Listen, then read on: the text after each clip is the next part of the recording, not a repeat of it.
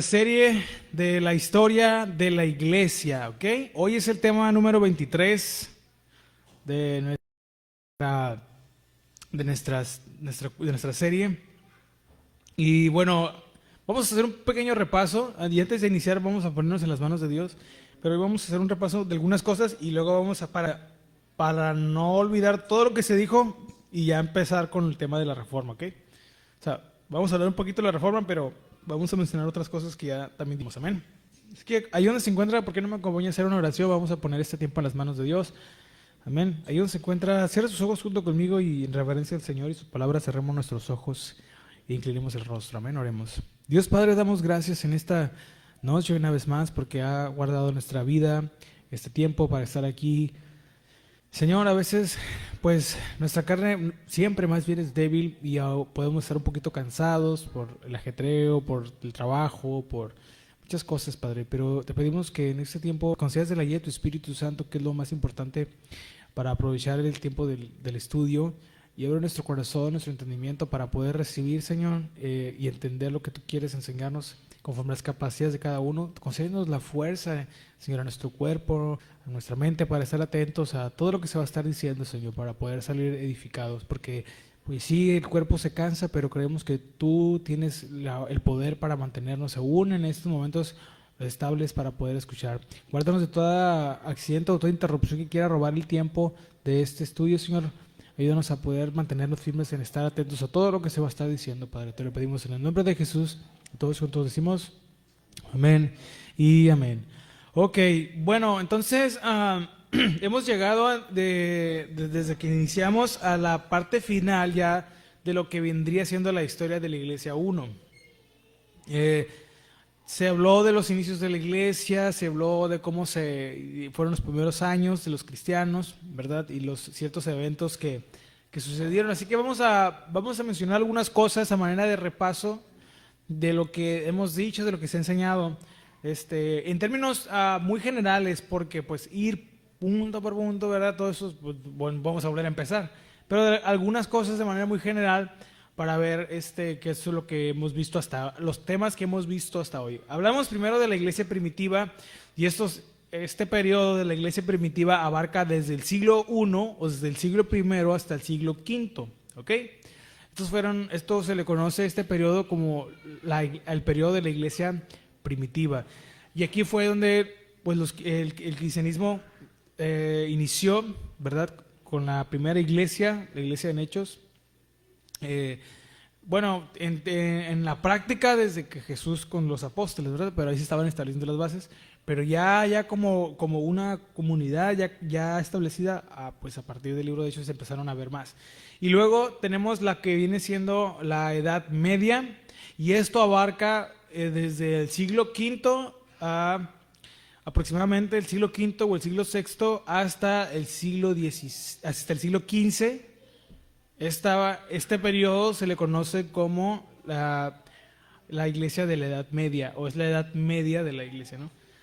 Y aquí, bueno, pues pasan muchas cosas. En esta etapa, en este periodo, suceden varios eventos, se dan muchas figuras, surgen muchas figuras y eventos se suscitan que empiezan a tener también bastante relevancia. Muchas cosas de la Edad Media, no solo a nivel digamos, eclesiástico, ¿verdad? En temas de la iglesia, sino a nivel histórico, político y cultural. Todavía hay muchas cosas que prevalecen de la Edad Media hoy en día. Pero lo que debemos saber y debemos estar bien, tenemos que tener muy presente, es que, hermanos, Occidente, o sea, esta parte del mundo, o sea, lo que es Europa y América, creció en los valores cristianos. Es decir, que nuestra sociedad moderna, aquí en este lado del mundo, por decirlo de una manera muy general, son sociedades que crecieron en los valores del cristianismo. Algunos lo llaman como el mundo cristiano o los países cristianos. Le pese quien le pese, le guste quien no le guste, esta es la verdad. Porque como la iglesia empezó a crecer mucho hacia Europa, en la Edad Media fue cuando pues, los reyes católicos y todo eso, la iglesia tuvo mucha presencia. Entonces, las nuevas naciones que se fueron formando, recuerden que los papas ponían a veces reyes y tenían mucha influencia. Entonces, muchas sociedades de Occidente prácticamente toda Europa y América crecieron bajo los principios y los valores del cristianismo. Todas las leyes, todas las constituciones de la mayoría de los países, el claro ejemplo es uno de los más, ¿verdad?, claros es Estados Unidos, pero todos basaron sus leyes, sus constituciones en los principios cristianos. De hecho, la Constitución de México estaba valorada o está de alguna manera vista como de las mejores del mundo, hermanos, de las mejores que hay a nivel mundial por cómo está estructurada. La Constitución de México se basó mucho en la de Estados Unidos también, pero pusieron algunas cosas diferentes. Pero todo esto derivado de los valores del cristianismo, ¿ok? Pero bueno, en la iglesia primitiva, fíjense, se trató de dar de alguna manera como una comprensión de cómo era la iglesia en esa época. Luego después hablamos de algunos de los desafíos, ¿se acuerdan?, que enfrentó la iglesia primitiva. Por ejemplo, la persecución. Esto fue un desafío que sigue siendo presente hoy en día, pero que es una de las insignias de la iglesia. La iglesia es perseguida. Una iglesia que no es perseguida por el mundo, entonces hay un problema ahí, ¿no? Entonces, en muchos sentidos, esto abarca en varios sentidos, ¿no? Entonces, la iglesia primitiva fue perseguida desde el exterior por parte del Imperio Romano, que fueron quienes pues torturaban y mataban a los cristianos. ¿Por qué? Porque confesaban a Cristo como su rey, no al César. Y esto era muy, muy peligroso para ellos, y fue muy peligroso para ellos y muy catastrófico. Pero en una de las clases también tratamos de hablar de que se entendiera el hecho de que la persecución no era constante todos los días, que había tipos de persecución esporádicos también. Hubo periodos en los que la iglesia no fue perseguida todos los días. Hubo periodos en que no sé, pero cuando hubo, pues estuvo muy intensa. Aunque podían ser terribles, no era una persecución constante sobre la iglesia primitiva. A los inicios del cristianismo, pues ellos se podían reunir, pero con el tiempo, si en ciertos periodos el Imperio Romano fue menos intolerante con el cristianismo, ¿okay? ¿Por qué? Porque el cristianismo era el único que desafiaba directamente la autoridad del emperador, es decir, que negaban que el César era su rey, y esto era una ofensa a nivel político. Entonces, en ciertos periodos fue más intensa que en otros. Esto fue esporádico. En tercer lugar, hablamos de algunas de las cuestiones teológicas que surgieron, algunos de los desafíos y debates que hubo de manera interna. Hablamos en particular del gnosticismo, ¿se acuerdan? Esta especie de idea mística que realmente fue un serio desafío también para la iglesia primitiva, porque ellos apostaban todo al conocimiento. Con que tú sepas que Dios existe y que salva, ya con eso tú te salvas, o sea, solamente por el hecho de saber. Bueno, después encontramos que la iglesia primitiva empezó a tener algunos desarrollos teológicos muy importantes también, a los que les llamamos puntos de inflexión. Todas las herejías que la iglesia enfrentó, todos esos debates generaron un desarrollo en la teología de la iglesia también. Eso fue una de las cosas que pudimos aprender de eso. Una de las cosas que aprendimos en los puntos de inflexión teológicos fue cómo surgió el Nuevo Testamento, porque a los inicios de la iglesia no tenían el canon del Nuevo Testamento, tenían el Antiguo Testamento, tenían la traducción griega, la Septuaginta, pero no tenían completo un escrito del Nuevo Testamento. Esto con el tiempo y por las cosas que se empezaron a dar, las ideas, las herejías, las doctrinas erróneas que se empezaron a ver, se dio la necesidad de entonces tener todo escrito, ¿verdad? Los relatos de los evangelios. ¿Por qué? Porque se transmitía de manera oral.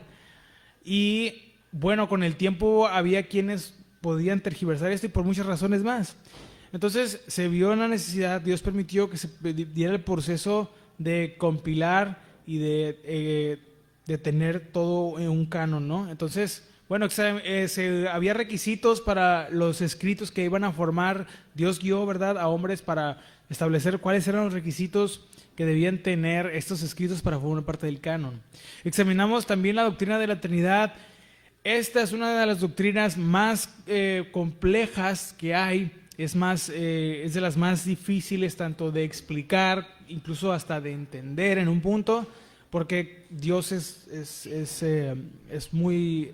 El carácter de Dios, acuérdense lo que hemos aprendido en las clases, que en la conocibilidad de Dios, que podemos conocer a Dios, sí, pero a profundidad todo, no, porque a nosotros ya no nos alcanza, pero Dios nos deja lo suficiente en su palabra para comprender y aprender lo que necesitamos de su naturaleza, para conocerlo, para poder obedecerlo, para amarlo y todo lo demás. Y bueno, se ve aquí, vimos cómo se desafía, se ofende la doctrina de la Trinidad, pero bueno, la iglesia tuvo que luchar contra todas esas cosas para establecer bien estas bases.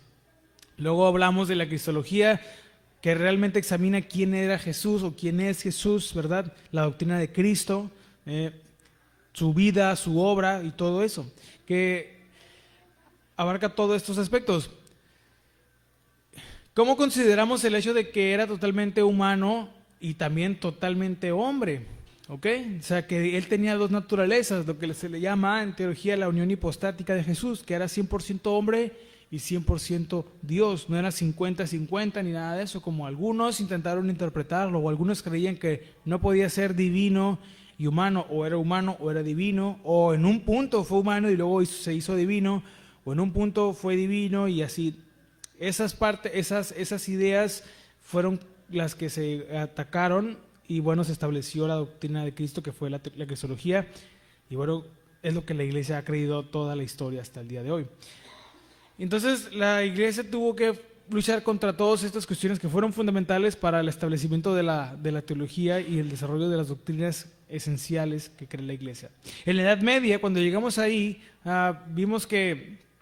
llegamos a esta parte y vimos que Agustín es probablemente la puerta de entrada a la Edad Media, que fue como una especie de transición, fue el punto culminante, ¿verdad? De cierto modo, de los logros de la iglesia primitiva. Pero esto sentó las bases de lo que ocurrió más adelante en la Edad Media, desde un punto de vista teológico. Se dice y se cree que es de los individuos más notables, pues ha sido uno de los teólogos más influyentes. Luego también hablamos un poquito del papado, de todo cómo fue que se dio el establecer los papas, de los criterios que se usaron, ¿verdad? Y en qué se basaron supuestamente para establecer a esta figura que sería quien debería gobernar la iglesia o dirigir la iglesia. Y con el tiempo esta figura del Papa fue cobrando mucha fuerza, esta figura fue cobrando mucho poder también, al punto, como ya dijimos, que establecieron reyes, que todo eso, y que llegaron a creer que este hombre, al que también denominan el sumo pontífice, fíjense los títulos, ¿no?, que a veces los inventamos, ¿no? El sumo pontífice, ¿no?, el puente supremo más elevado. Entonces, que se le dieron todos estos títulos como para ponerle una figura prácticamente de ser intocable. Si hoy en día eso sigue siendo una realidad, el Papa, pues en un sentido es intocable, ¿no?, por las leyes, por muchas cosas. Entonces, realmente no se puede hablar bien de la Edad Media hasta que se hable también del desarrollo del poder del papado, que es donde más se vio. Y luego también está lo que denominamos como el lado oscuro, es decir, las cruzadas. No es muy agradable hablar de esto porque son cosas muy a veces serias, muy oscuras de la iglesia, pero que sucedieron. Al final de cuentas está registrado en la historia. Pero tenemos que mencionarlas porque es parte de todo esto. Bueno, y ya después están las cosas académicas, por ejemplo, las últimas cosas que mencionamos, como fue la escolástica medieval, que fue este intento de presentar la fe como algo también razonable, no algo solamente mágico o místico, que las cosas de la fe no es magia nada más, o cosas así. Y hablamos de varias figuras de los más resaltantes, que fueron Tomás de Aquino, ¿no?, con su obra La Suma Teológica, que intentó presentar la teología o lo que cree la iglesia, las doctrinas de la iglesia, de una manera más apelando a que Dios es la fuente de la verdad y de la razón, y él creía que pues hay quienes pueden conocer a Dios a través de la razón, que Dios no es algo ilógico, no es magia, no es un truco, que hay pues digamos de esta manera, no hay ciencia pues en el conocimiento divino también. Es razonable, la fe no es algo raro, no más es algo de rituales. con ese intento, ¿no? Y bueno, él escribe todas las vías que tiene para refutar o para demostrar la existencia de Dios. Obra que es muy, muy respetada todavía el día de hoy, y la podemos leer, la podemos consultar. Él usa el método de la pregunta y respuesta. ¿Se acuerdan que dijimos? Él planteaba la pregunta, a ver, ¿existe Dios? Y empieza a elaborar la respuesta en base a eso para dar toda la premisa, para hacer el silogismo, para explicar por qué es razonable creer en Dios y de verdad Él existe. Y bueno, palabras más, palabras menos. Cuando Dios mira entonces hacia atrás de la historia, cuando uno mira hacia atrás de la historia de la iglesia, pues vemos estas cosas, ¿no? Altos y bajos. Por ejemplo, uno puede animarse cuando ve que hubo quienes trataron de luchar contra las herejías, ¿verdad? Y presentar la defensa de muchas cosas que la iglesia tuvo que enfrentar, ¿no? Y bueno, damos gracias a Dios por aquellos que se levantaron.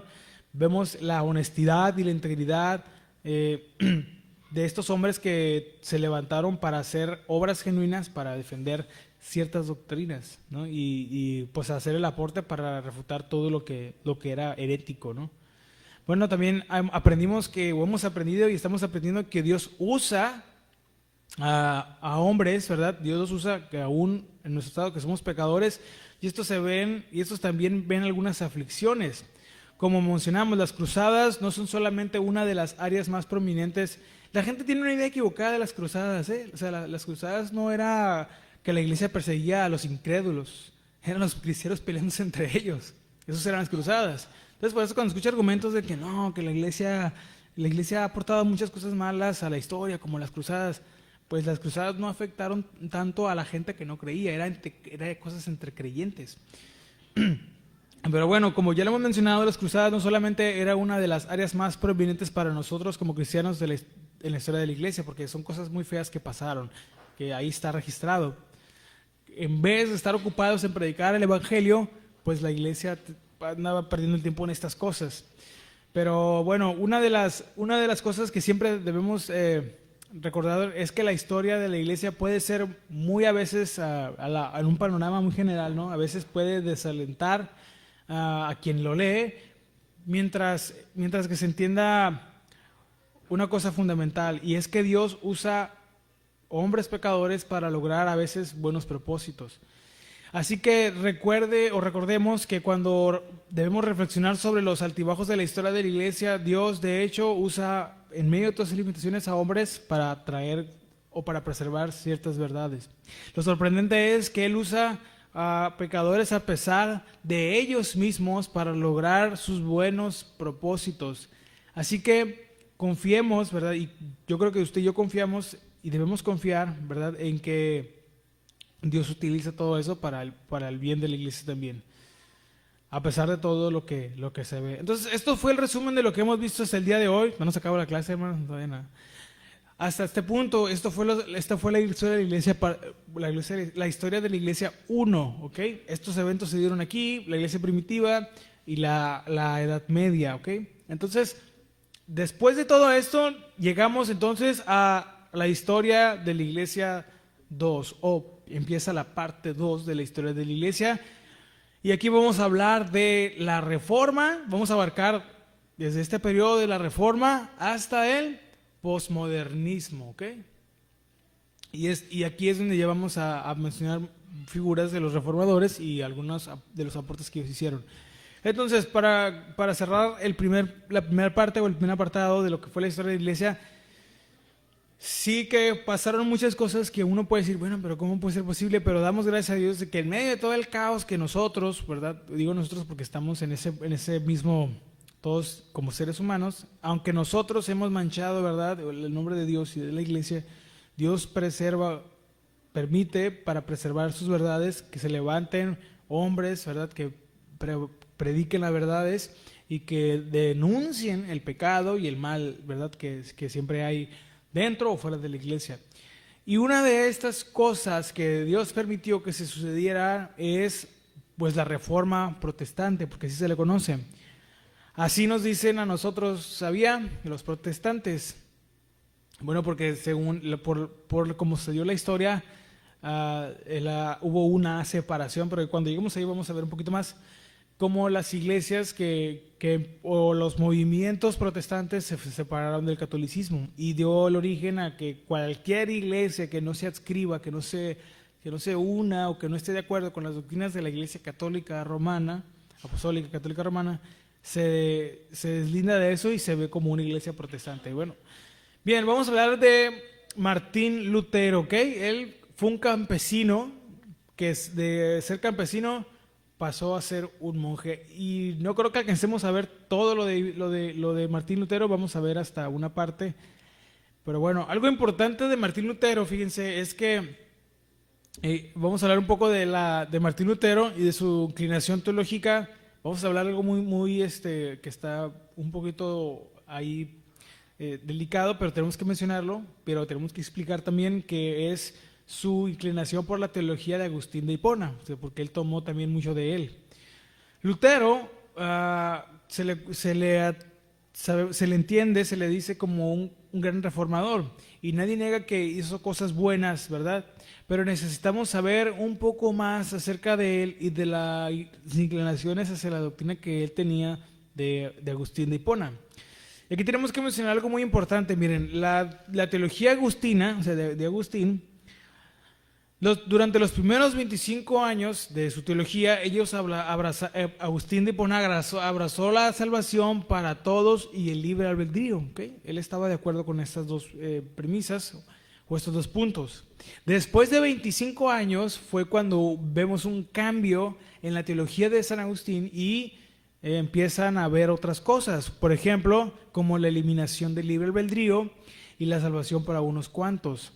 Por lo tanto, este cambio se debió a influencias que él tenía de ciertas filosofías. Esto fue, o de ciertas corrientes de pensamiento, como lo fue el maniqueísmo, el gnosticismo, el estoicismo, el neoplatonismo. Estas filosofías, hermanos, enseñaban, a grandes rasgos, una especie de determinismo. ¿Qué quiere decir eso?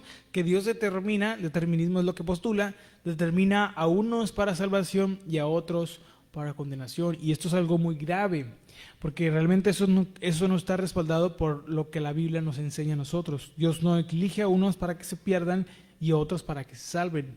¿Okay? Por eso los términos elegidos y todo escogidos, tenemos que aprender a entenderlos en el verdadero sentido bíblico que se dicen, no en el que se popularizó por otras doctrinas, como es el caso de lo que vamos a mencionar más adelante. Y por ese tipo de cosas es que hubo o ha habido mucho debate a lo largo de la iglesia. ¿Okay? Pero bueno, Martín Lutero estuvo influenciado por estas filosofías, ¿verdad? Que tenían se llaman este determinismo. Todas estas filosofías, en un principio, durante los primeros 25 años, fueron refutadas por Agustín de Hipona. Fíjense esto, durante los primeros 25 años. De ahí en adelante, después de 25 años, él las vuelve a abrazar. Y viene... ¿Por qué decimos esto? Porque este monje, Lutero, ya tenía esta escuela y no creía en el libre albedrío. Algo que más adelante otro reformador, que fue conocido como Juan Calvino, lo llevó a la cima, haciéndose así lo que conocemos hoy como el calvinismo, pero que en realidad es un agustinianismo, ¿no? Derivado de toda la doctrina de Agustín de Hipona. Por lo tanto, todo lo que enseñó Calvino lo tomó de Agustín de Hipona también. Esto nos lleva a reflexionar que los reformadores hicieron cosas buenas, hermanos, pero también cometieron errores de los cuales tenemos que mencionarlos, como fue tener esta filosofía agustina y tomar todo lo que Agustín empezó a enseñar y ellos prácticamente lo transmitieron. Y bueno, esta filosofía agustina con el tiempo, con todos los aportes que ellos hicieron, con el tiempo evolucionó y se le cambió y ahora se llama calvinismo. ¿Okay? Muchas de las cosas que Calvino postula es lo mismo que el agustinismo también postulaba. Así que hay que agradecer todo lo bueno que, sin menospreciar su arduo trabajo, porque fue una época difícil, la época de la Reforma para la Iglesia. Fue una época de mucho debate, de mucha controversia, pero aunque pasaron este tipo de cosas, nosotros tenemos que tener una actitud equilibrada y agradecer también todo lo bueno que los reformadores hicieron, ¿verdad? Pero cuidar mucho de no abrazar lo malo que ellos también abrazaron. Amén. Y seguir aprendiendo de todo lo que podemos aprender, ¿ok? Deseando las cosas que están, las cosas malas, pero aprender de lo bueno. Si hay algo entonces, hermano, dicho todo esto, si hay algo que podemos saber o que sabemos de Martín Lutero es que de lo más famoso que hay de Martín Lutero es que él clavó 95 tesis en una iglesia en Gutenberg. ¿Se acuerdan? Es la historia más famosa. Bueno, la historia insignia de esta figura de Martín Lutero. Él clavó 95 tesis en esa iglesia. Y con cada golpe de martillo desafió abiertamente a la iglesia que ya estaba corrupta o que ya estaba corrompida en esa época. Se pensaba que las 95 tesis eran la declaración de independencia, fíjense, de Lutero respecto a Roma. El único problema es que eso no es cierto, porque muchos presentan la reforma protestante como que los reformadores querían hacer otra iglesia, o querían hacer otra religión, no. Por eso se llama reforma, porque lo que querían era reformar la iglesia. Pero la Iglesia Católica no estuvo de acuerdo, y a todos esos que se levantaron en contra de la iglesia, que empezaron a denunciar, a protestar, a todos esos los expulsó. O sea, la Iglesia Católica fue la que expulsó a los que protestaban contra sus malas prácticas. Y no es que ellos querían hacer otra religión o poner su taquería, ¿no?, como muchos hoy en día. Ellos verdaderamente buscaban que la iglesia continuara, pero que se reformaran las cosas que estaban mal. Pero la Iglesia Católica no, los expulsó a todos. Bueno, por desgracia, esta es la visión popular de las 95 tesis, y esto es históricamente inexacto. Sin duda, el 31 de octubre, porque eso sucedió un 31 de octubre del año de 1517, sería el primer indicio de que el mundo occidental estaba a punto de ponerse de cabeza. Pero el acto de Martín Lutero en la víspera de Todos los Santos de 1517 no fue un acto de rebelión, hermanos. Fue de hecho todo lo contrario. Fue un acto de alguien obediente a las verdades de Dios y también a las verdades que cree la iglesia. Y aunque sí se toma como un acto de rebeldía, porque realmente desafió la autoridad del clero y la figura del Papa, la realidad es que, aunque a su modo, se buscaba que la iglesia cambiara, que regresara a las sendas antiguas, ¿no?, como a veces decimos, y que retomara los principios del cristianismo primitivo y las verdades de la Biblia fueran enseñadas tal cual dice ahí, y se quitaran todas esas cosas que se habían añadido con el paso del tiempo. Pero la Iglesia Católica no estuvo dispuesta a renunciar a lo que ya habían construido. Y recuerden, hermanos, que cuando nosotros construimos algo en orgullo, en nuestras fuerzas, Dios tarde que temprano trae la palabra para arrepentirnos. Y en muchos casos Dios tiene misericordia, y si nos arrepentimos hay bendición, ¿verdad?, en cambiar y obedecer. Pero muchos se niegan a dejar su imperio, como el rey Nabucodonosor. ¿Se acuerdan? Él se sintió orgulloso, pero Dios lo humilló y le recordó que el único que está por encima de todos es Dios. Pero en este caso, pues lo que había construido hasta este punto la Iglesia Católica no estuvieron dispuestos a renunciar. Fue más fácil expulsarlos, y fue por eso que se da todo esto. Recuerden que antes de que se diera la Reforma Protestante ya habían pasado varias cosas. Había mucha tensión, había muchos conflictos en la iglesia, ya hubo precursores de la Reforma. ¿Se acuerdan que hablamos de John Hus, de John Wycliffe? Ellos ya empezaron a ver todo lo corrupto que había y empezaron a denunciar. Todo esto solamente empezó a detonar lo que aquí se dio, y con Martín Lutero pues ya fue el acabose, fue la gota que derramó el vaso. Y al ver él todos los males, pues hizo este acto de clavar las 95 tesis.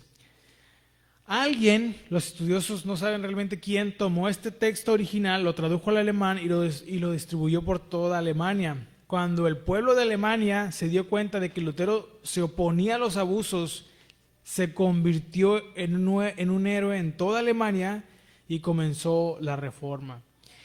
Los acontecimientos acabaron por alcanzar a este monje alemán bastante concienzudo a finales de octubre de 1517. Pero lo que quiero, lo que podemos preguntar aquí es, ¿quién era?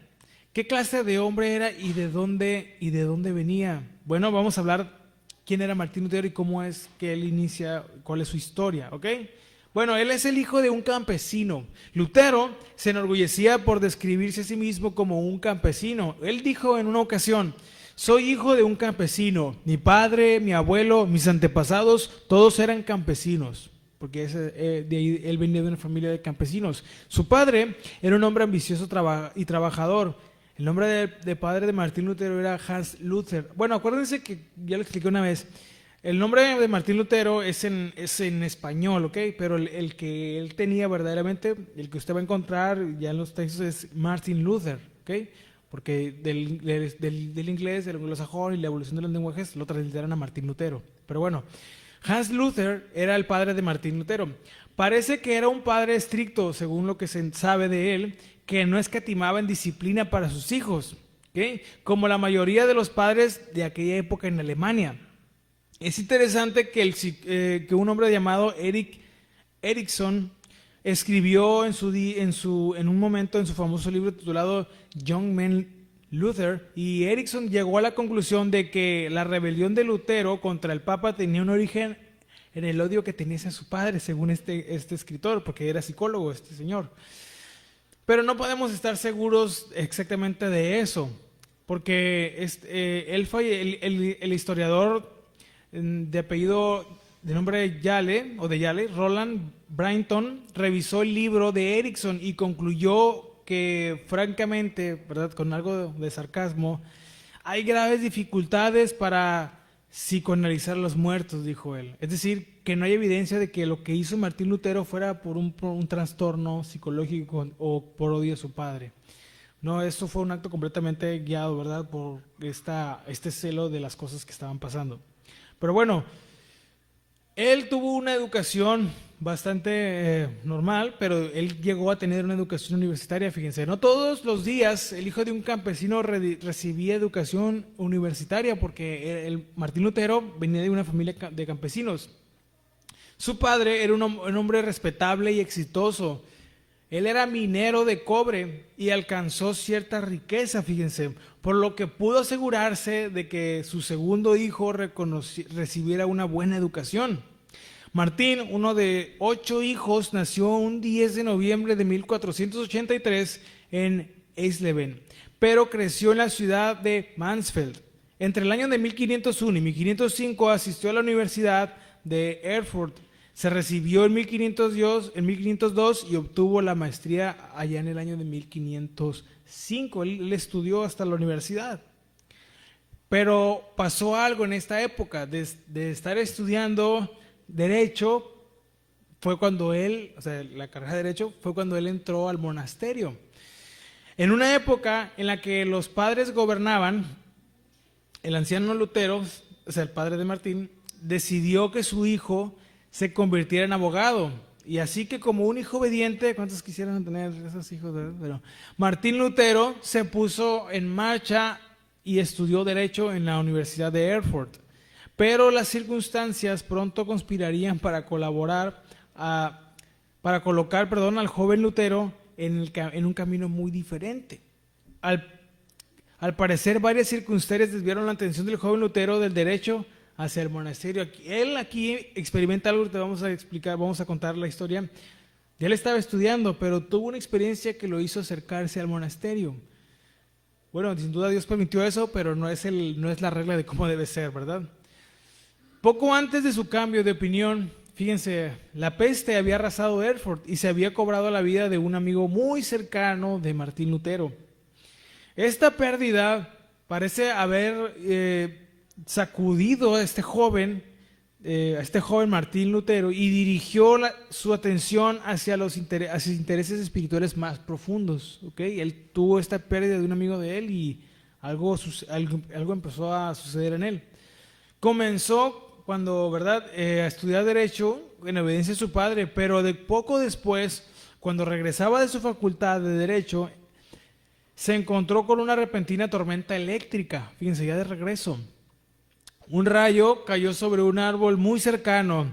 Y el joven Martín Lutero, en un ataque de miedo, en ese tiempo, recuerden que la iglesia predominante era la iglesia católica, pero fíjense, él invocó a Santa Ana, la que se conocía como la patrona de los viajeros en apuros. Fíjense, jurando hacerse monje si le perdonaba la vida. Y bueno, pues por las razones que hayan sido, Martín Lutero sobrevive a eso. Y Lutero, fiel a su promesa, intentó entrar en el monasterio. Debido a ese evento en su vida, se inicia en el monasterio. Esta experiencia es algo, lo tenemos que entender como que no es la regla que tiene que ser nuestra conversión.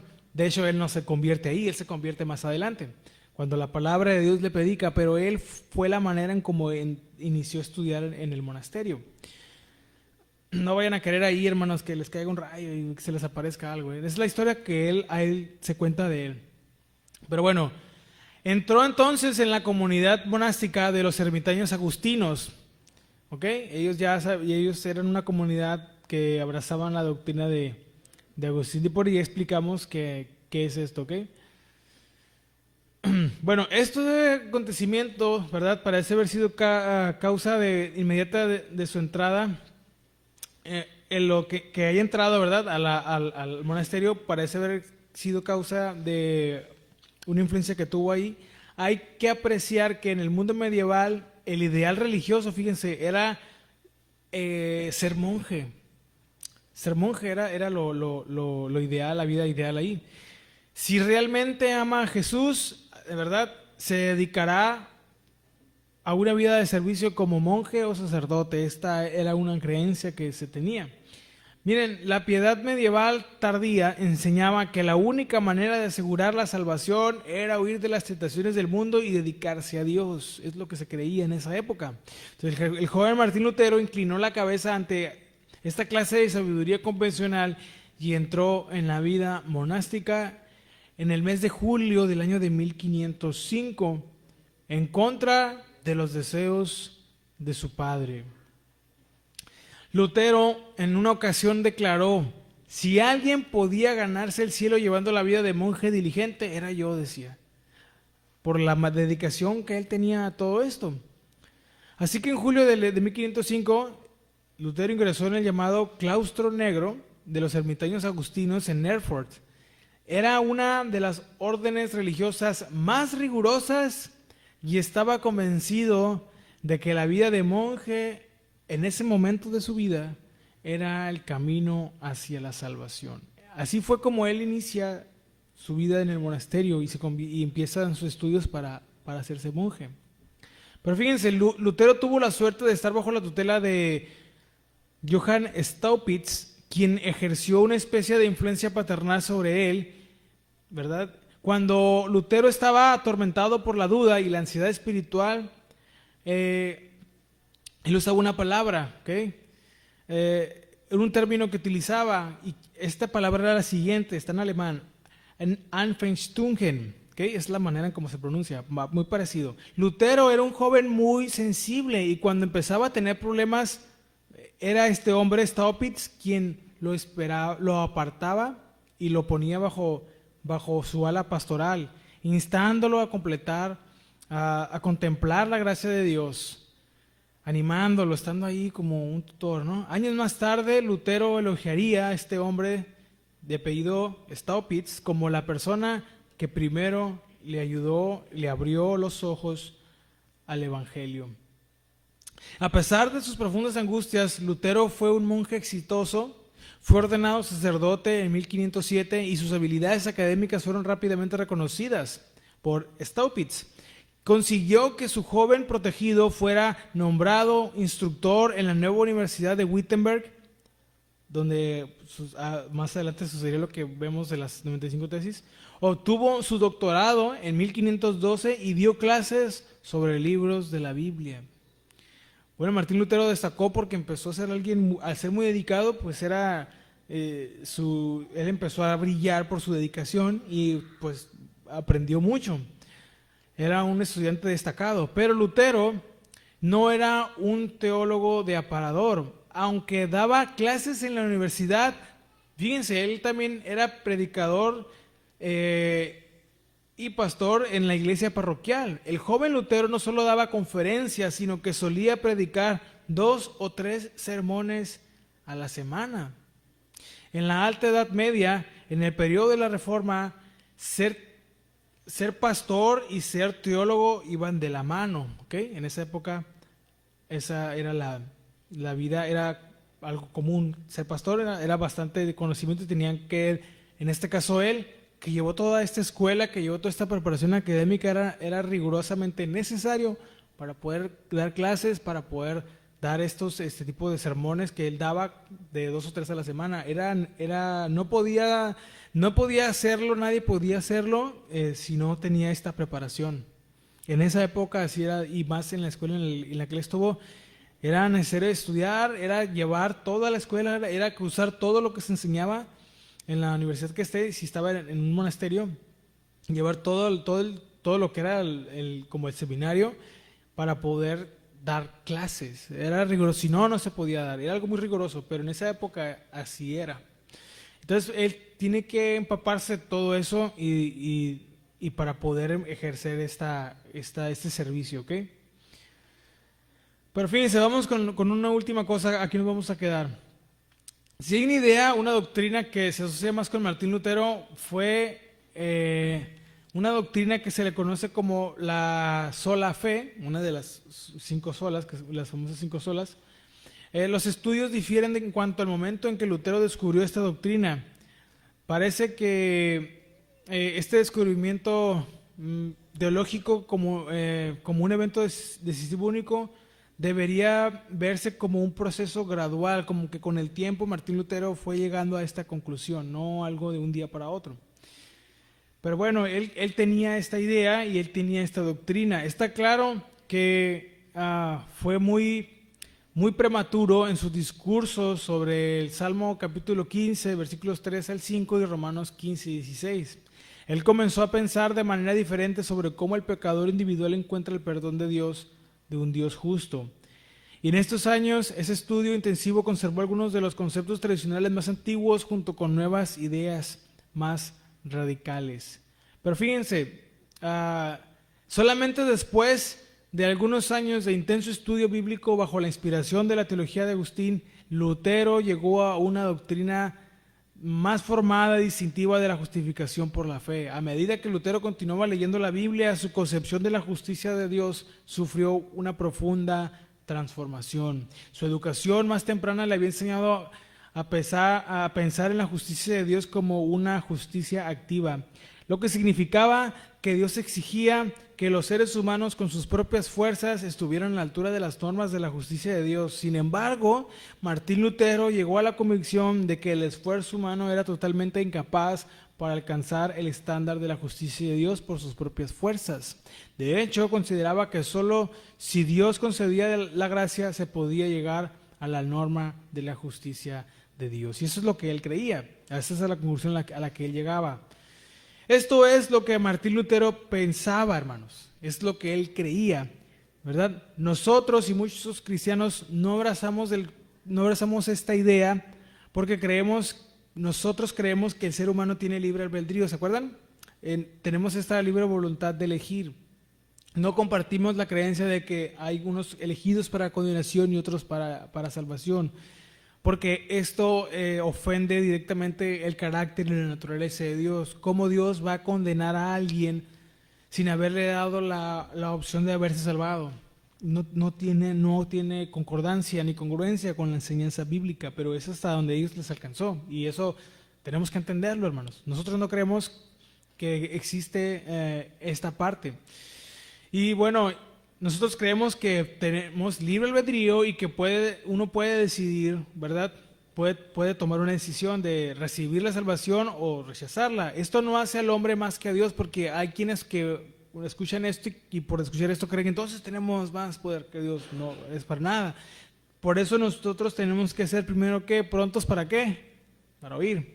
Tenemos que examinar con honestidad, ¿verdad? la palabra de Dios y no acelerarnos ahí para ganar un debate. No, porque cuando estudiamos nada más para ganar una discusión, cuando estudiamos nada más para presumir conocimiento, Dios no bendice eso. Nosotros estudiamos no para presumir que sabemos, sino para conocer a Dios, que es lo más importante, su naturaleza, su carácter. Claro que tenemos que estar preparados para la respuesta, pero lo más importante es para nosotros conocer a Dios. Bueno, entonces, esto no hace más al hombre que a Dios. No, para nada. Nosotros, Dios nos creó, ¿verdad? Como estos, con esta capacidad de poder decidir. Tristemente, esta creencia es la que está acuñada en muchos cristianos de corte reformado. Ahora, esto no debe llevarnos a estar mal.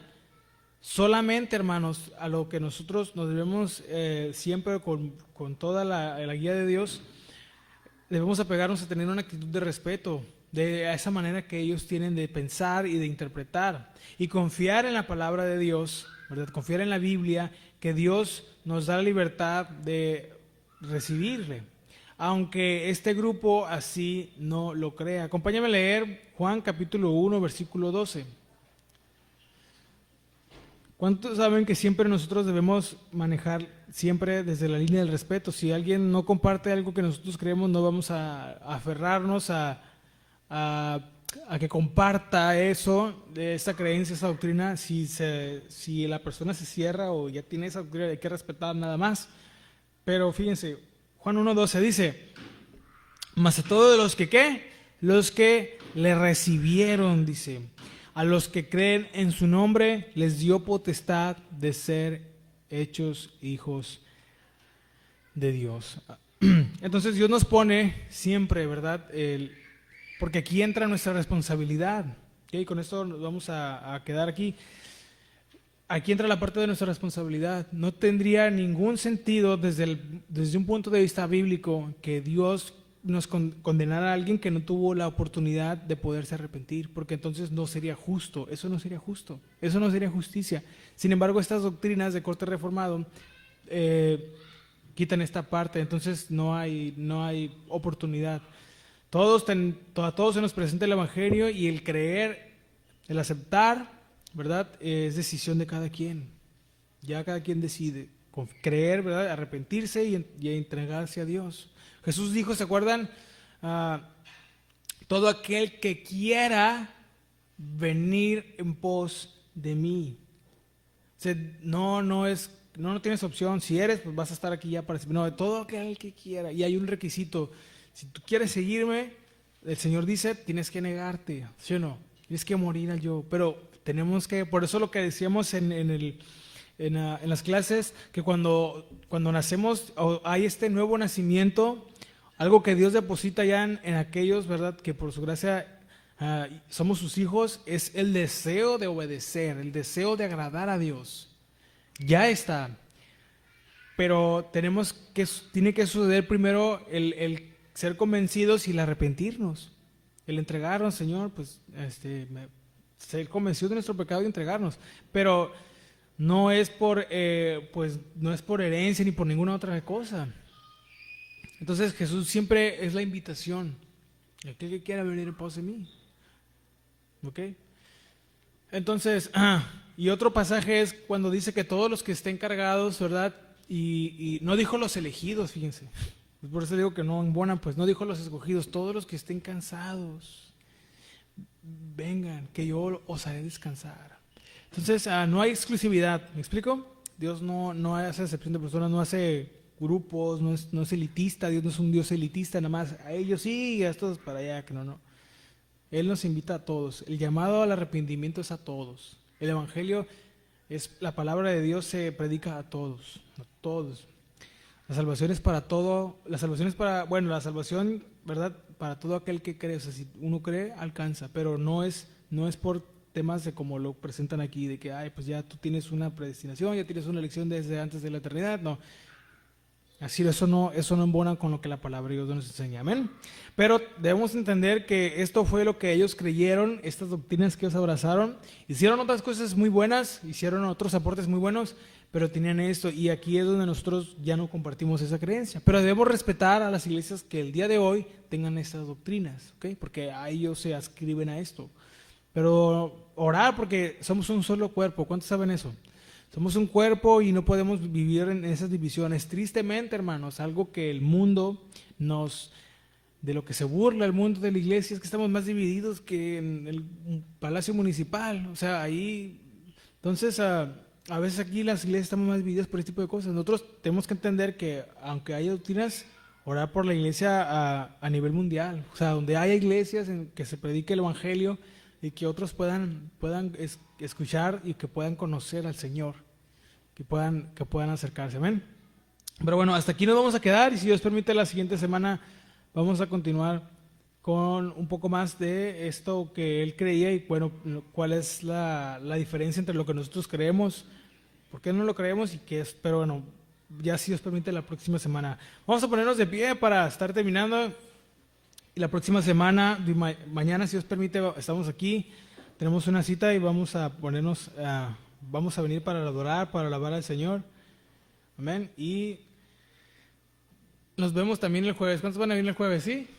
Bueno, vamos a seguir aprendiendo la palabra de Dios. Amén. Oremos, Señor, si se encuentra, acompáñame a hacer una oración para ponernos en las manos de Dios. Amén. Oremos. Dios Padre, damos gracias en esta noche una vez más por el tiempo que nos permite estar aquí. Gracias, Padre, porque creemos en el poder de tu palabra, y ayúdanos a aprender de la historia de la iglesia para no repetir los errores que se han cometido, para cuidar mucho de todas esas cosas que en el pasado se hicieron. Tristemente, hoy muchos no creen en ti por los malos ejemplos de la iglesia moderna, Señor. Y también muchos critican la iglesia por los errores de la iglesia medieval, de la iglesia antigua. Pero ayúdanos, Padre, a vivir en esa fidelidad a ti, de saber que aunque a lo mejor hay errores humanos, nuestro compromiso contigo sigue siendo el mismo, de poder presentarte y de poder reflejar tu carácter con nuestro testimonio, Señor. Verdaderamente dedicarnos. Este es un desafío al que hoy la iglesia moderna se enfrenta, a ser verdaderamente la luz que tú nos mandas a ser y la sal que tú nos mandas a ser, a pesar de de toda la historia que traemos arrastrando, Señor. Pero ayúdanos a tener nuestra meta, Señor, nuestras metas bien claras, Señor, nuestro objetivo bien claro cada día, de ser cada día más como tú. Te pedimos que nos lleves con bien a nuestros hogares y a los que ya vamos de regreso, a los que ya vayan a manejar en el camino, Señor. Guárdanos de todo accidente, de toda enfermedad, de cualquier cosa que pueda pasar, Señor. Guárdanos, llévanos con bien a nuestros hogares, Padre, para poder, si así lo permites, el día de mañana todos juntos como una familia venir a adorarte y aprender de tu palabra, Señor. Y ser edificados, ser confrontados, ser redarguidos, también ser heridos por tu palabra, pero al mismo tiempo ser sanados, para poder cada día ser esos hombres, esas mujeres que tú quieres que seamos, Padre. Te lo pedimos en el nombre de Jesús, y todos juntos decimos amén y amén, hermanos. Dios bendiga.